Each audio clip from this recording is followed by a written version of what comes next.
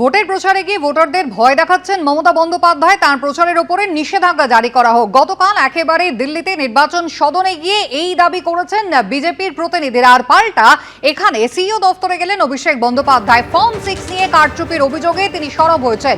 Voter লিস্টের মাধ্যমেই vote চুরি চলছে। ফর্ম 6 জমা দিয়ে বিহার উত্তরপ্রদেশ থেকে মানুষদেরকে এই ভোটার লিস্টে নাম তোলা হচ্ছে, এমনটাই অভিযোগ করেছেন অভিষেক বন্দ্যোপাধ্যায়। পাল্টা কি বলছেন বিজেপির মুখপাত্র দেবজিৎ সরকার, দেখুন।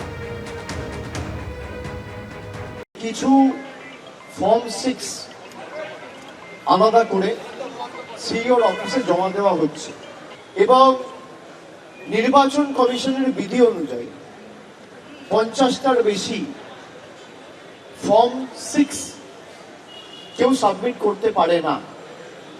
আমাদের কাছে সুনির্দিষ্ট তথ্য রয়েছে যে আজকে সকাল 11টা থেকে আমরা ধরুন 6টায় এসেছি, এই 6-7 ঘন্টায় প্রায় 30,000 ফর্ম 6 অবৈধভাবে, যারা বাংলার ভোটার নয়, যাদের বিহার ইউপির ভোটার লিস্টে নাম রয়েছে, বিভিন্ন বিধানসভায়, বিশেষ করে ফেজ 2 বিধানসভায় যেখানে ভোট রয়েছে, শহর এলাকায় যেমন নোয়াপাড়ায় স্পেসিফিক আমার কাছে খবর রয়েছে যে 650-700 ফর্ম 6 জমা পড়েছে। ব্যারাকপুরে জমা পড়েছে, এদিকে পূর্ব মেদিনীপুরের এগড়ার ফর্ম 6 জমা পড়েছে। নর্থ কলকাতার 3টে বিধানসভা কেন্দ্রে জোড়াসাঁকো, শ্যামপুকুর, চৌরঙ্গি ফর্ম 6 জমা পড়েছে এবং সব মিলিয়ে প্রায় 30,000 ফর্ম 6 জমা পড়েছে। সুপ্রিম কোর্টের যে গাইডলাইন রয়েছে সেখানে স্পষ্টত বলা রয়েছে আন্ডার অ্যাডজুডিকেশন যে কেসগুলো রয়েছে, যেগুলো জুডিশিয়াল অফিসাররা নিষ্পত্তি করেছে, সেগুলো না ডিইও না সিইওর কাছে অ্যাপিল যাবে, সরাসরি অ্যাপিলেট ট্রাইব্যুনালে যাবে।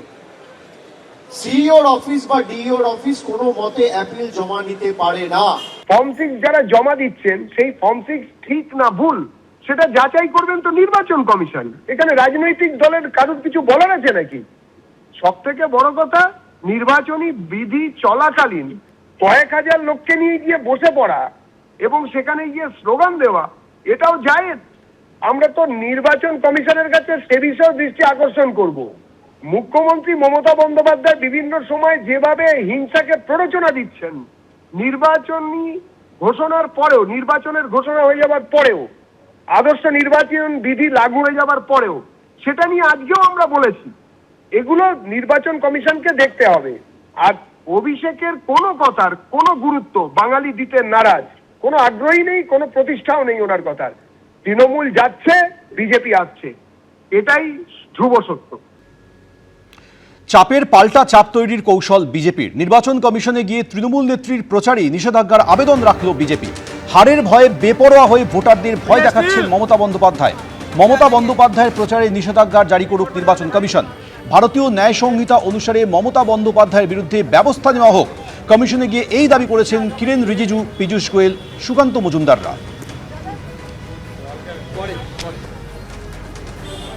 মমতা বন্দ্যোপাধ্যায়ের বিরুদ্ধে ভারতীয় ন্যায় সংহিতা অনুসারে উপযুক্ত ব্যবস্থা নেয়া। ন্যায় সংহিতা অনুসারে উনি ক্রাইম করেছেন, কারণ উনি থ্রেট করেছেন, জীবনহানির পর্যন্ত থ্রেট করেছেন। তার জন্য তার বিরুদ্ধে ব্যবস্থা নেওয়ার জন্য আবেদন জানিয়েছি, তাকে প্রচার থেকে ডিবার করার জন্য আবেদন জানিয়েছি এবং ইলেকশন কমিশনকে বলেছি আমরা যেন ফ্রি অ্যান্ড ফেয়ার ইলেকশন যেন হয়। এবং ইলেকশন কমিশনের ফুল বেঞ্চ আমাদেরকে আশ্বস্ত করেছে যে ফ্রি অ্যান্ড ফেয়ার ইলেকশন করার জন্য যা যা করা প্রয়োজন ইলেকশন কমিশন তাই করবেন। No booth jamming, no source jamming, কোনো ধরনের ছাপ্পা ভোট ইলেকশন কমিশন হতে দেবে না। ये डर हमें अच्छा लगा। ममता বন্দ্যোপাধ্যায়কে গোটা বিজেপি ভয় পায়, নরেন্দ্র মোদী ভয় পায়, অমিত শাহ ভয় পায়। তো ওরা গেছে মমতা বন্দ্যোপাধ্যায় সভা ক্যান্সেল করতে বা সভা ব্যান্ড করতে। বুঝতে পারছেন মমতা ব্যানার্জিকে কত ভয়, মানে মানুষ, মানে ওরা বিজেপি ভয় পায় আর মানুষ ভালোবাসে।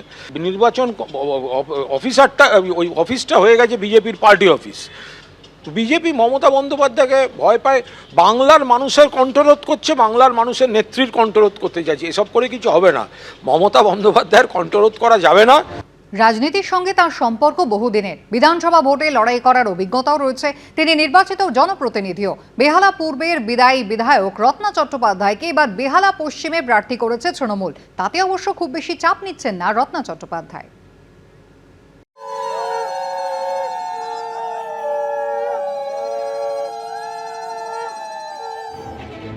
ছিলেন পূর্বে, এলেন পশ্চিমে।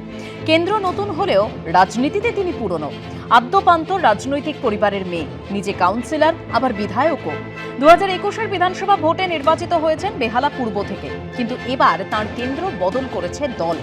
এবারের ভোটে বেহালা পশ্চিম কেন্দ্রে রত্না চট্টোপাধ্যায়কে প্রার্থী করেছে তৃণমূল, যা পার্থ চট্টোপাধ্যায়ের কেন্দ্র বলেই এতদিন পরিচিত ছিল। এবার এই কেন্দ্রে তাই আলাদা করে নজর রয়েছে গোটা রাজ্যের। পূর্ব হোক কিংবা বেহালা পশ্চিম, দুবারই যখন আপনি প্রার্থী হলেন তখন এই দুই কেন্দ্রেই কিন্তু গড় অক্ষত রাখার লড়াইয়ে আপনাকে নামানো হয়েছে।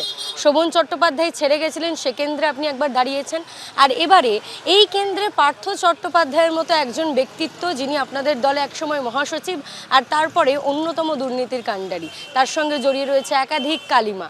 সেই সমস্ত কিছু কাটিয়ে উঠে এই গড় অক্ষত রাখতে পারবেন? লড়াইটা কি একটু কঠিন হয়ে গেল? বেহালা পূর্ব বলুন, বেহালা পশ্চিম বলুন, পুরো বেহালায় মানুষ মমতা বন্দ্যোপাধ্যায়ের উপর প্রচণ্ড ভরসা করে। এই কেন্দ্রে এবার রত্না চট্টোপাধ্যায়ের প্রতিপক্ষ একদিকে বিজেপির ইন্দ্রনীল খাঁ, যিনি বিজেপি যুব মোর্চার রাজ্য সভাপতি, আরেকদিকে সিপিএম এবারও এই কেন্দ্র থেকে প্রার্থী করেছে নিহার ভক্তকে, যিনি গত বিধানসভা ভোটে এই কেন্দ্র থেকে 20% বেশি ভোট পেয়েছিলেন। তাই তৃণমূলের পক্ষে এবার কি লড়াইটা আরও একটু কঠিন? বেহালা যথেষ্ট এখন উন্নত।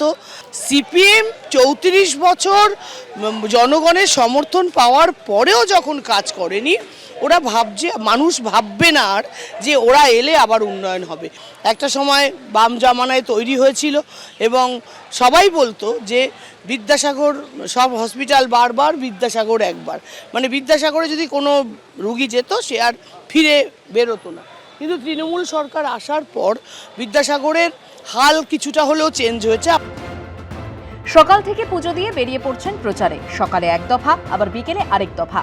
চৈত্রের গরমেও হুটখোলা জিপে চড়ে প্রচার করছেন রত্না চট্টোপাধ্যায়। প্রার্থী বদল হয়েছে, কিন্তু বেহালা পশ্চিমের মানুষের রায় কি বদলাবে, নাকি ফের তৃণমূলেই ভরসা রাখবে এই কেন্দ্র? জানতে হলে অপেক্ষা করতে হবে 4 মে পর্যন্ত। ঐশী মুখোপাধ্যায়, এবিপি আনন্দ। এবিপি আনন্দ, এগিয়ে থাকে, এগিয়ে রাখে।